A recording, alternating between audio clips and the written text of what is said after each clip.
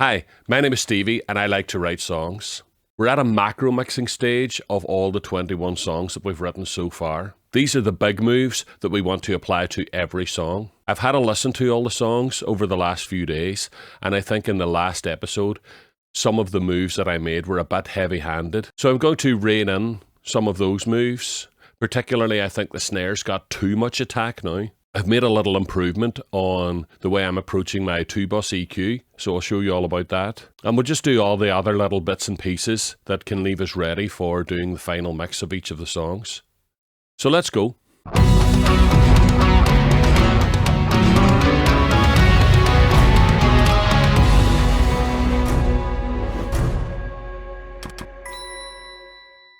Every time I make an EQ move or a compression move or something like that to my songs, I always like to leave it for a while so that my ears can get used to the new version and see if I think it's an improvement over the previous version. And quite often I find that when I first discover something, I'm a bit heavy-handed with it. I maybe do 2 or 3 dBs more than I actually should. So it's not very uncommon for me to have to rein in these moves and bring the EQ somewhere in between where it was before and where it is now. So maybe halfway in between. So let's go through all these things one by one now. So as with the previous episodes, I've got all 21 songs currently open within Reaper so that any moves that I decide on now, I can apply to each one of the individual projects so that every song has this move applied to it. I want to first of all look at the snare. Now, I feel like with the snare, this compression that I've added, let's find a section where there is some snare.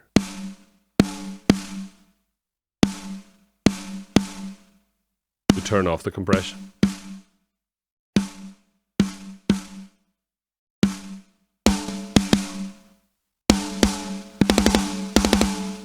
I want to turn the mix down. Let's say we're at 36 at the moment, so let's turn it down to about 20.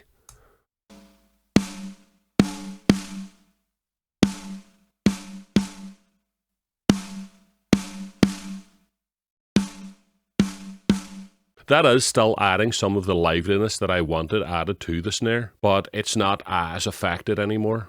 So that's probably a good thing. But when I came back to this and started looking at the compression, I sort of felt that maybe this snare needed a bit of EQ as well. Because if we look at the spectrum, we can clearly see that the fundamental is here at around 200. Now, I felt like the snare drum needed to be a bit deeper sounding in the overall mix. So what I've done is added in this little hump here at the fundamental. Let's hear what that sounds like.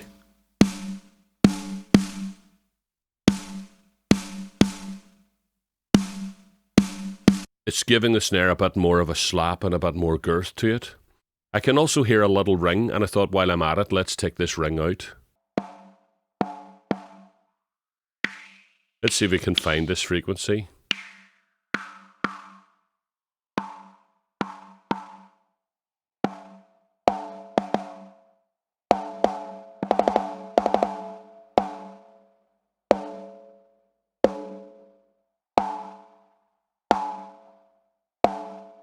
We're up around here. I think this should probably do us here.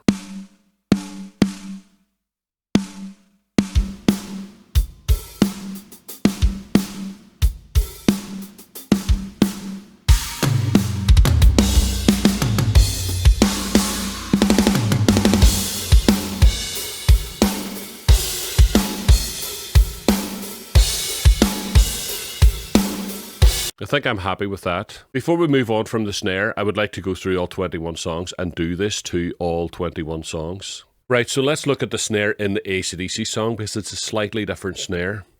I didn't feel it was as ringy.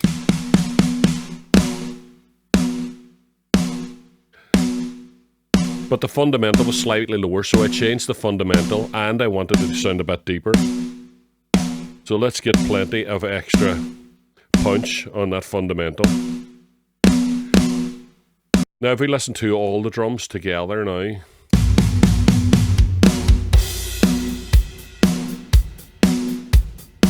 I thought the snare sounded a bit dry for AC/DC, so I've set up a gated reverb. And the way I've done that is I've just used the onboard reverb in Reaper and put quite a massive room size on it. Because it's on a send, I've turned down the dry and I'm using the wet as my mix control. And then of course I've set up a gate with a very abrupt release. So let's listen to that.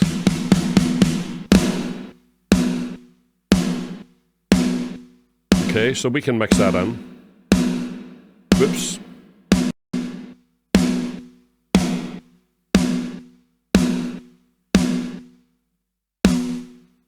That's it off.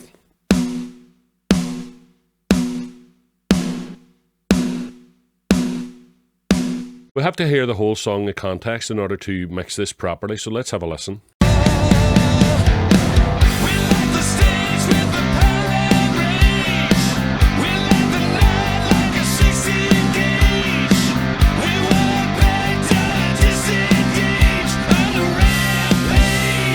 You hear how it makes the snare sound a bit bigger?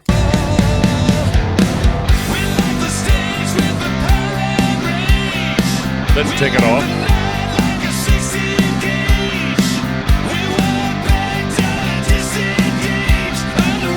I like that. I like that. Well, it'll be a good placeholder anyway. Maybe I'll experiment with a more sophisticated gated reverb, but this is a good reminder that this is something that I want to do in the song. And maybe it'll stay like this. The other thing is I turned off the compression because it just didn't suit this snare. So let's just delete that completely. And the only other different snare that I have in the group of 21 is Everything Everywhere All at Once, where I tried to emulate an Iron Maiden snare drum. So we'll have a listen to that now and see what changes we need to make to that individual snare. So as it turns out, Everything Everywhere All at Once sounded good with the snare setting that I've already established. But while I was going through all the songs, I came to Causeway, which because it's a ballad, I think it suited the gated reverb as well, so I took the gated reverb from the AC/DC song and added that. So let's hear that. Without it.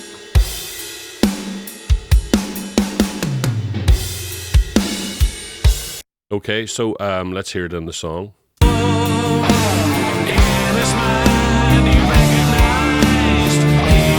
And without.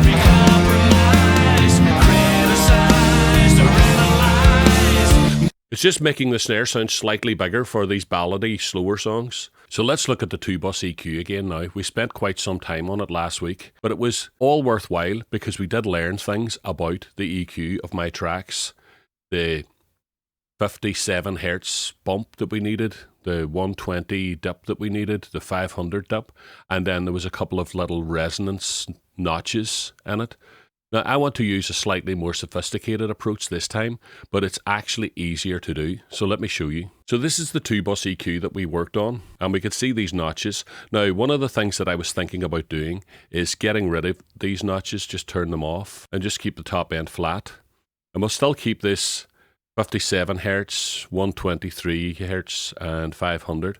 We'll still keep these because these are important, and we'll use a plugin called Reso instead to find all the resonant frequencies up at the top end around 1 and 2K, and it can dynamically take those out instead of a static EQ that's taking them out. So this is Reso, and I wanted to do it as the very first thing in the chain. So while we're playing the track, we can hit Calculate Targets.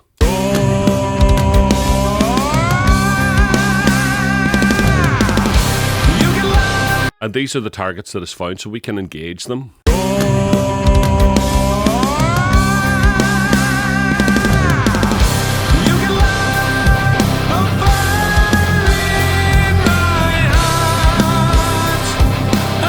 So what's happening now is that all these little resonant frequencies are being notched out dynamically rather than being just a static EQ, which I think is a wee bit better. What it means is that we can find these for each individual song and add them in each individual song so that it's happening differently for every song depending on what key it's in and what resonant frequencies occur in that particular song. So what we've managed to achieve now is simplify the EQ by letting Reso do its thing. I also think we need to rein in this EQ a tiny bit, especially on this low frequency. We had it boosted to about 3.7 and I've taken it down to just 3, and hopefully that'll work a wee bit better for me. But I'm going to have to get a proper listen through to all the songs again and decide if this is what we're working with. This is a slightly better setup because it means I can use Reso differently on every track. So it's a small improvement, but I think it's going to work better going forward with the tracks. So I save this new 2-bus setup and apply it to all the other songs and calculate the resonant peaks for each song so that they all have a slightly different preset on the 2-bus. Right, so the final thing I'd like to do today is set markers for the start and end points of each song so that when I'm rendering them out, they start exactly at the start of the song and not the start of the project, and they end exactly where I want them to end. In order to place a start marker in a song, we simply press M to make a marker. And if you rename that equals, and then capital letters, equals start, and at the end do the same thing. Press M to get a marker, and write down equals end. Now we have these start points set at the start and end of the song. Let's undo that because I've made a button down here, start and end button, and I just make a selection and put it in. That's my simple way of doing it. But what we want to do is look at the very, very start of the track and see how it starts and decide where we want that. Right, so we do want it starting at the very start of the project, but we want to put in a small fade in at the very, very beginning. Okay, let's see if that works for me.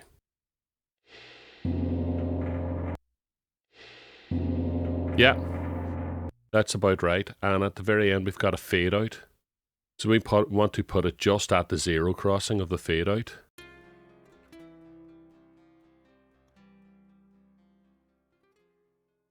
We've got crossfades at the start and end of the song, and we've got the start and end points done. Let's do it one more time just so that you can see it. Let's go to the start of this song and find out how this song starts. Okay, so we're happy with that. And at the end, how does it end?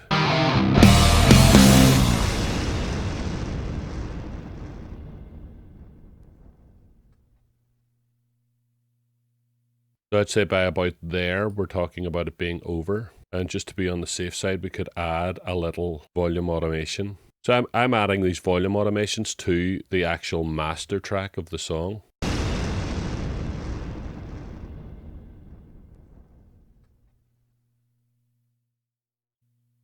Okay, perfect. So I'll go through every song now and get the start and end point set and do any fade outs that are necessary on the master track. And then we'll be in a good shape to start next week on the actual mixing of the tracks. Right, so there we go. We got a few things done today. I like adding that Reso plugin in to sort out all the little resonant frequencies. That's nice. You could also use something like Soothe or Smooth Operator from Baby Audio. They all basically do quite a similar thing. I think there's a new one called Equalizer as well, which I might be interested in looking at because it's from a company that I really love, the guys that make Trackspacer. So I think I've got everything in place now to start individually mixing all the tracks, which I'll definitely start for next week's video. So we're definitely making progress. Apologies to anybody who's thinking this is taking a very long time, but I'm extremely busy at the minute with the summer run of gigs with the band. So I'm trying to fit in things whenever I can, but things will definitely settle down as the summer comes to an end and we'll get back to work full time on this. I really can't wait to get back into songwriting again and get rid of all this stuff. I like it, but songwriting is actually my main thing. So guys, thank you so much for watching this video. I really appreciate it, and I'm loving your comments. Keep them coming. Thank you so much. You guys rock.